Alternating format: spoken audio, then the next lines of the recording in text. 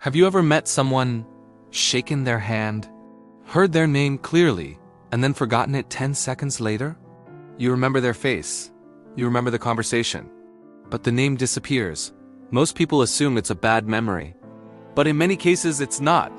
Forgetting names often reveals something deeper about attention, anxiety, and how the brain prioritizes information. Let's break down the psychology behind it.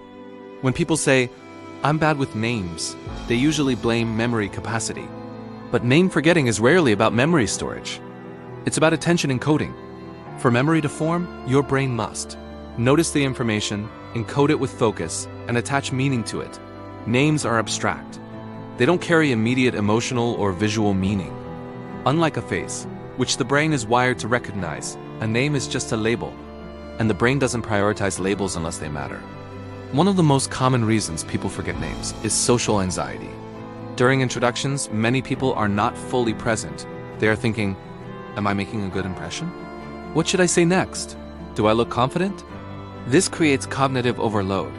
When the brain is managing self-presentation, it reduces attention to incoming details.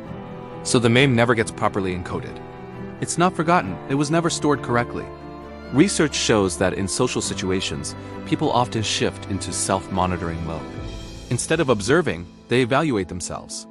This inward focus reduces external awareness. And since memory depends on attention, low attention equals weak recall. In simple terms, you forget names because you were busy thinking about yourself, not because you don't care, but because your brain prioritized social survival. The brain remembers what feels emotionally significant. If someone is introduced as, "This is John," the name has no emotional hook.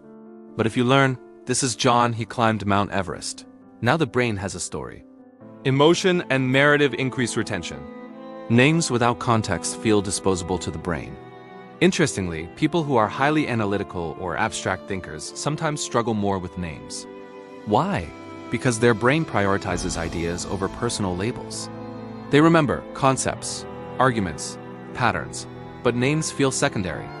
Meanwhile, socially attuned personalities may remember names more easily because they assign emotional weight to social identity. Occasional name forgetting is normal.